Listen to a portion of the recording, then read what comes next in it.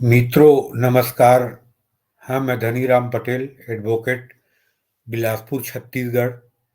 और आज चर्चा करने के लिए जुड़े हुए हैं आपसे कि डॉलर अंतर्राष्ट्रीय मुद्रा कैसे बना और उसके क्या आधार थे, और क्या भारत निकट भविष्य में तीसरी विश्व की आर्थिक शक्ति बनेगी। क्या भारत के रुपया one of the international currency कब बन जाएगी और बनने की संभावना है। इस मुद्दों पे चर्चा करने के लिए मैं आज आया हूँ, और आपसे आग्रह है कि मेरे चैनल DR पटेल एडवोकेट को लाइक सब्सक्राइब करें, बेल आइकन दबाएं, ताकि मेरे कोई भी वीडियो का नोटिफिकेशन आपको मिले। तो डॉलर इंटरनेशनल करेंसी अंतर्राष्ट्रीय मुद्रा कैसे बना, पहले इस पे चर्चा करेंगे। जब द्वितीय विश्व युद्ध में दुनिया के जो शक्तिशाली 45 राष्ट्रों ने भाग लिया, उसमें सोवियत यूनियन भी था। और जब युद्ध अंतिम पड़ाव पे आया और दुनिया की उस समय की महाशक्ति ब्रिटेन, फ्रांस, जर्मनी, रसिया, युद्ध में उनकी इकोनॉमी बुरी तरह प्रभावित हुई, और उस समय एकमात्र बची शक्तिशाली इकोनॉमी अमेरिका की, जो डायरेक्ट वर्ल्ड वॉर टू में, द्वितीय विश्व युद्ध में भाग नहीं लिया था। तो उस समय अंतिम पड़ाव में, विश्व युद्ध के अंतिम पड़ाव में 1944 में अमेरिका के हैम्पशायर शहर के ब्रेटन वुड्स में एक सम्मेलन हुआ कि दुनिया की इकोनॉमी विश्व युद्ध में प्रभावित हुई है, तो उसको कैसे संभाला जाएगा, और दुनिया में जो मंदी है, दुनिया की अर्थव्यवस्था जो बर्बाद हो चुकी है, तो उसको कैसे पटरी पे लाया जाएगा। इसके लिए विचार विमर्श कन्वेंशन हुआ, सम्मेलन हुआ। तो उस समय अमेरिका एक डेमोक्रेटिक कंट्री थी, वहां की इकोनॉमी बहुत स्ट्रांग थी, वहां की बैंकिंग सिस्टम ट्रांसपेरेंट थी। तीन महत्वपूर्ण चीजें: डेमोक्रेसी, स्ट्रांग इकोनॉमी और transparent economy, transparent banking system. ये तीन महत्वपूर्ण चीज उस समय USA में, अमेरिका में था। और अमेरिका किसी विश्व युद्ध में उसके पहले भाग नहीं लिया था ना, द्वितीय विश्व युद्ध में डायरेक्ट भाग लिया, लास्ट में उसने भाग लिया। तो वहां की इकोनॉमी स्ट्रांग थी। उसके पहले अघोषित रूप से दो करेंसियों का, एक ब्रिटेन की पाउंड और फ्रांस की करेंसी, ये दोनों करेंसी इंटरनेशनल करेंसी के रूप में अघोषित रूप से प्रयोग होता था।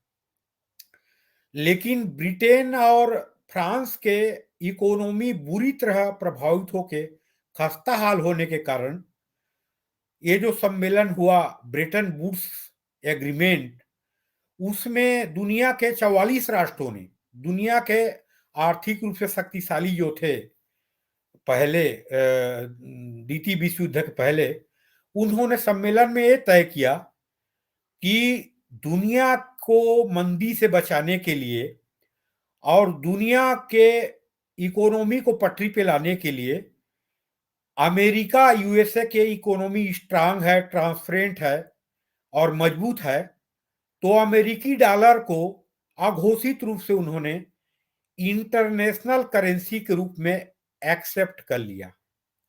और दुनिया की व्यापार उस समय 45 के बाद लगभग 90% अमेरिकी डॉलर को इंटरनेशनल करेंसी के रूप में उपयोग किए जाने लगा। और अघोषित रूप से डॉलर अभी भी इंटरनेशनल करेंसी है, जो आज जो दुनिया में ट्रेड होता है तो उसके 80% ट्रेड अमेरिकी डॉलर पे होता है। बाकी ब्रिटेन के पाउंड है, इटली के लीरा है और फ्रांस की येन है, उनसे भी कुछ कुछ होता है। और कुछ चीन के समझौता किया है कुछ राष्ट्रों में, और अपने करेंसी से भी होता है, पाकिस्तान, नॉर्थ कोरिया जैसे राष्ट्रों में। तो ये तो हो गई कि यूएसए के डॉलर इंटरनेशनल करेंसी कैसे बनी। उसका कारण था डेमोक्रेसी, स्ट्रांग इकोनॉमी और transparent economy, transparent banking system. आज भारत के मुद्दे पे उसी पे चर्चा करें कि मोदी जी ने जो क्रांतिकारी कदम उठाया इकोनॉमी में सुधार करने के लिए। सबसे पहले डिमोनेटाइजेशन किया। उस समय बहुत आलोचना हुआ, यहाँ की इकोनॉमी तबाह हो जाएगी। उसके बाद हर परिवार को बैंकिंग सिस्टम से जोड़ा गया। लगभग करोड़ों, 50 करोड़ अकाउंट खोले गए।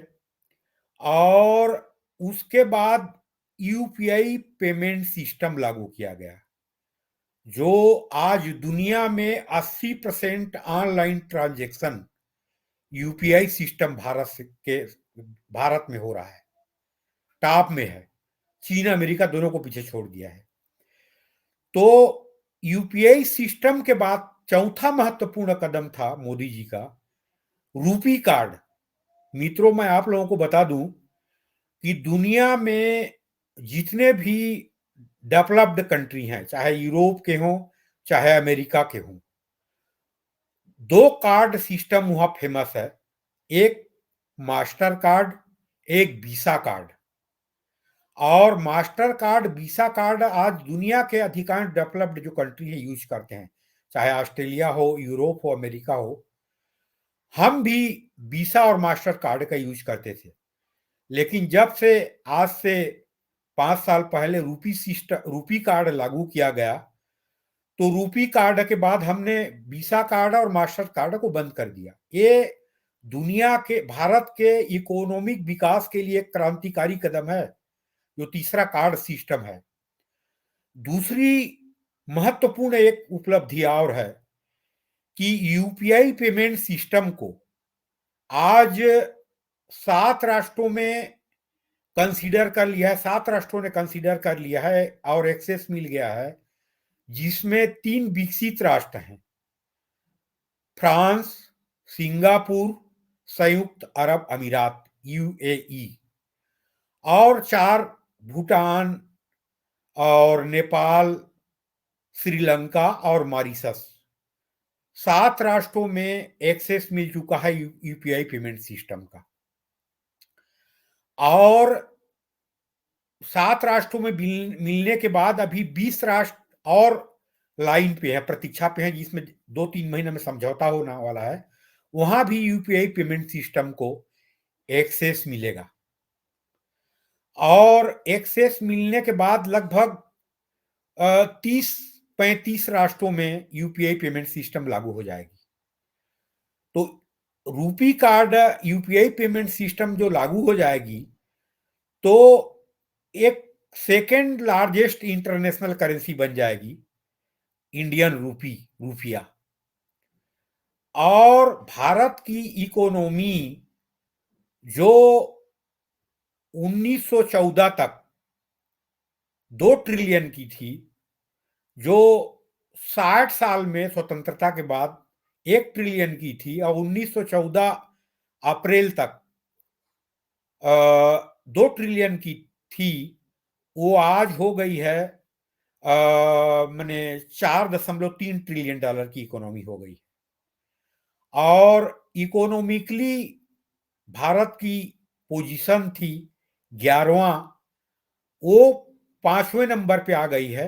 और अगले 2 साल में मेरे को उम्मीद है, जैसे इकोनॉमी, फॉरेन डायरेक्ट इन्वेस्टमेंट और जितने भी इंटरनेशनल रेटिंग एजेंसी हैं, उनका कहना है, तो अगले 2 से 3 साल में थर्ड लार्जेस्ट इकोनॉमी बन गई। अभी आपको मालूम होगा 3 दिन पहले थर्ड लार्जेस्ट इकोनॉमी थी जापान की इकोनॉमी, वो डाउनफॉल होके चौथे नंबर पे आ गई है।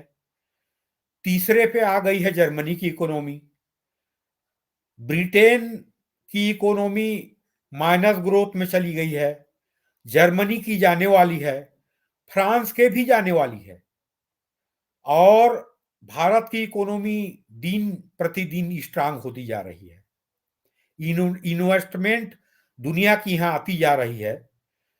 तो मेरे को लगता है कि ये जो मोदी जी बोल रहे हैं कि 2028 तक थर्ड लार्जेस्ट इकोनॉमी बन जाएगी, मेरे को उम्मीद है अगले 3 साल में थर्ड लार्जेस्ट इकोनॉमी भारत की बन जाएगी। और मैंने पहले जो बताया था कि democracy, strong economy, transparent economy, transparent banking system, transparent payment system, जो यूपीआई और रूपी कार्ड है।